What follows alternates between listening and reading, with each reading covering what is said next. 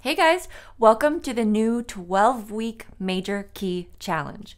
We'll be focusing on a new major key every week, which means we'll learn or review the scale, arpeggio, intervals, and chord inversions in that key, and we'll learn a new piece together.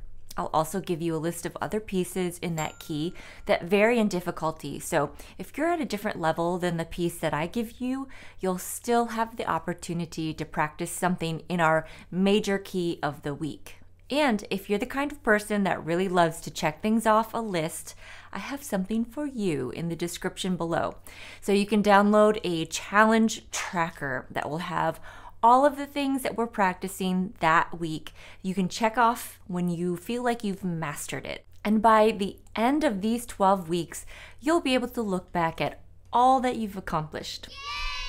So satisfying. Today is probably one of the easier yet longer sessions because I have to introduce everything that we're gonna do for this challenge, but thankfully, we're starting in the key of C major, which is basically just using the white keys. But let's first talk about what a key is and what makes it major. So when we talk about a key in music, we're referring to a group of 7 notes that the piece of music is based on. Now, this group of notes is also referred to as a scale. The major scale follows a set pattern of whole and half steps. So remember that half steps are 2 notes right next to each other.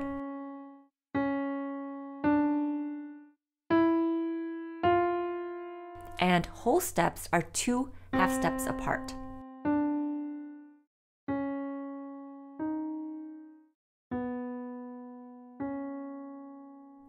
To build a major scale, follow this pattern.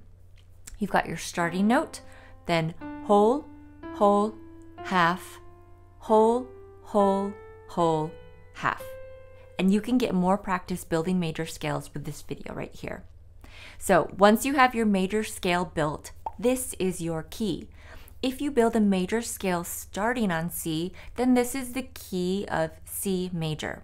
And so you'll notice that when we start on C and then build our major scale using our pattern, we come up with all white keys. Let's review the fingering for a C major scale. Remember that this is part of the group 1 scales, and so the right hand fingering is 1, 2, 3, cross under with 1, then 2, 3, 4, 5, and go back down to 4, 3, 2, 1, cross over with 3, 2, 1. Then the left hand is 5, 4, 3, 2, 1, cross over with 3, 2, 1, go back down, 2, 3, cross under with 1, 2, 3, 4, 5. And then hands together looks like this.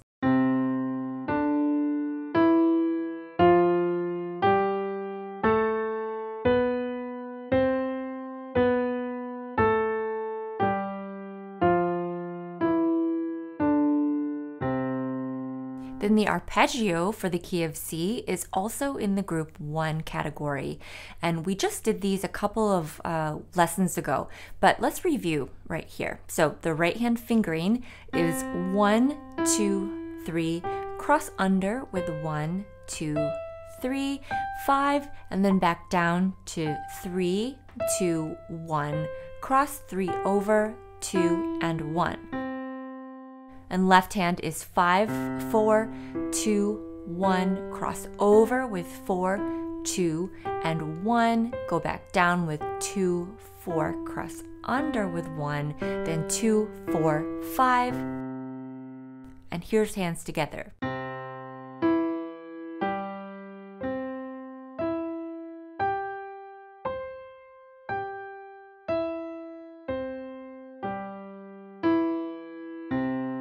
Now, each week I'd like you to also practice the following interval exercise. We'll be doing melodic intervals, meaning separated, as well as harmonic intervals when they're played together at the same time. I want you to start on the first note of the key, so in this case it's C, and you'll keep coming back to this note, okay? So you'll do C, D, which is a second, then C, E, a third, C, F, fourth, C, G, fifth, C, A, sixth, C, B, seventh, and then C to C is your octave. Then, on the way down, do the same intervals going backwards and play them together.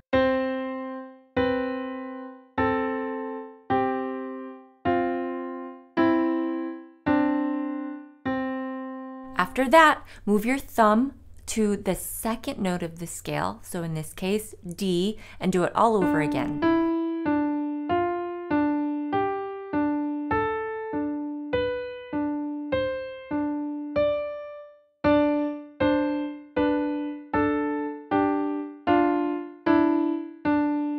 Then thumb to E and repeat, and keep going until you complete this with the thumb on B.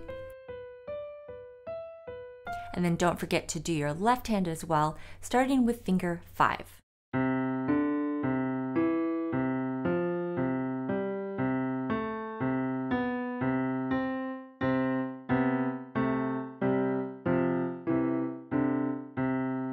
Then the other exercise I want you to practice is a chord inversion progression. If you don't know about root position and first and second inversion, watch this video right here before you move on to this exercise. Otherwise, you may get confused with the language that I'm using. So just a quick review. If I have a chord like this, then we call it a C chord because it's in root position.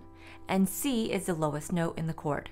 This is also a C chord, but it's inverted and we call it first inversion. And this is in second inversion, but it's still a C chord. So again, if you're confused, go and watch that inversion video. I also share the best fingering to use for the different inversions for each hand. So that's very important. So now what you're gonna do is play 3 different chords and invert them up and then back down. We'll be using the 1, 4, and 5 chord in every key that we practice. In the key of C major, the 1 chord is a C chord because C is the first note of the scale. Now the 4 chord is an F chord because F is the 4th note of the scale, or the 4th scale degree. And so you can probably guess what the 5 chord is going to be in the key of C major. It's going to be a G because G is the 5th scale degree. Okay, so this is what this exercise looks like.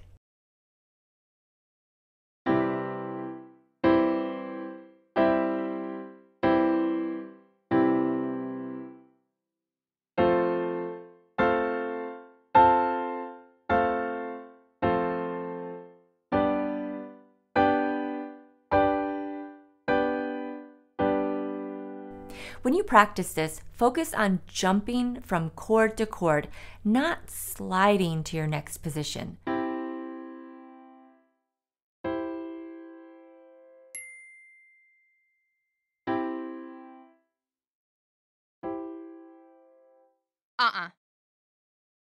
So play the chord, then lift from your wrists, fingers off the keys, and make a nice arch shape as you go to the next chord.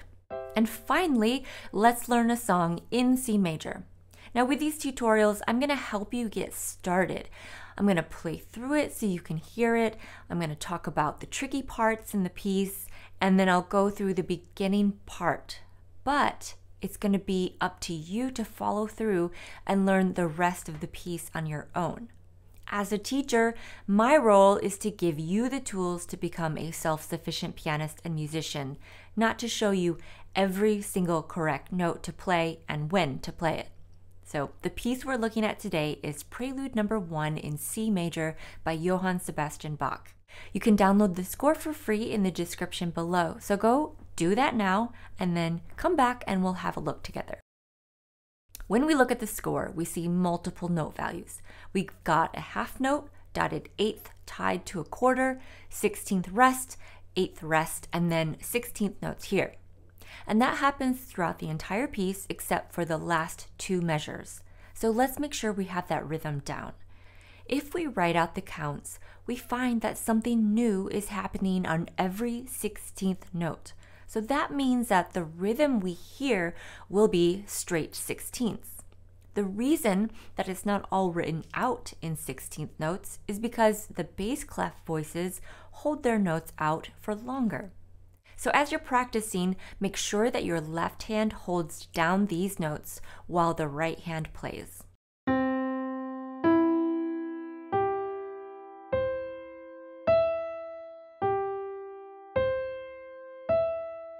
Some other things to notice and do concerning this piece. Every group of 2 beats repeats once, then changes at the next measure. Make sure you write out your fingering. Play each group of notes blocked to see what feels good.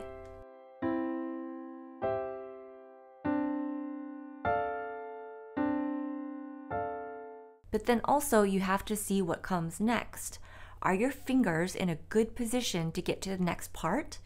Everybody will have slightly different fingering preferences because we have different hands, but find what works for you. Notice the accidentals or sharps and flats. You can watch lesson 8 if you need a review on that. In measure 33, notice that the right hand temporarily switches to the bass clef. So you're still using your right hand for those notes, but reading them in the bass clef. Then it switches back to treble clef at measure 34. And lastly, on this chord here, you can roll the chord because this fits in stylistically with music of this time period. And it's just kind of fun to do.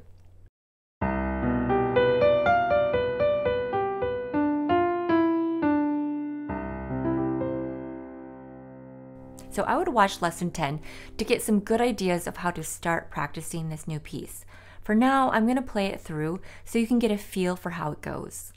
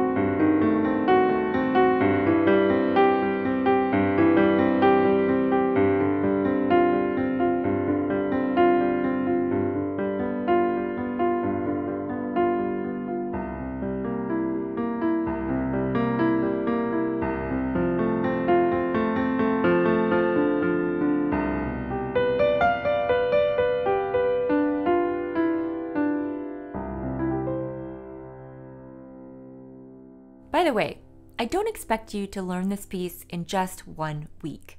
If you can, that's great, but this might be something you work on for a while, and that's okay.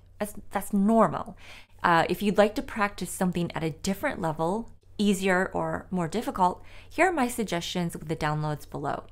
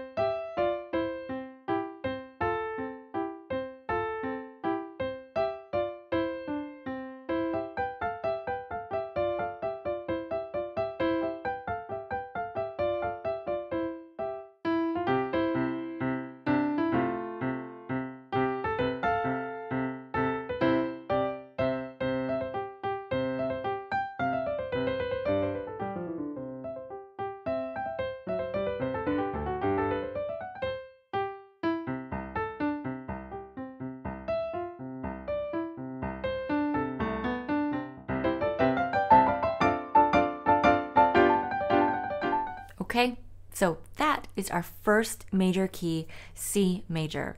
Try to really conquer this key as you practice this week. So remember, you've got your scale, arpeggio, interval exercise, chord inversion exercise, and the Bach prelude, or whatever piece you choose to practice. And you can keep track of everything you need to do on your challenge tracker. So you've got a lot to do this week. Enjoy yourselves, and I'll see you next week when we learn about G major.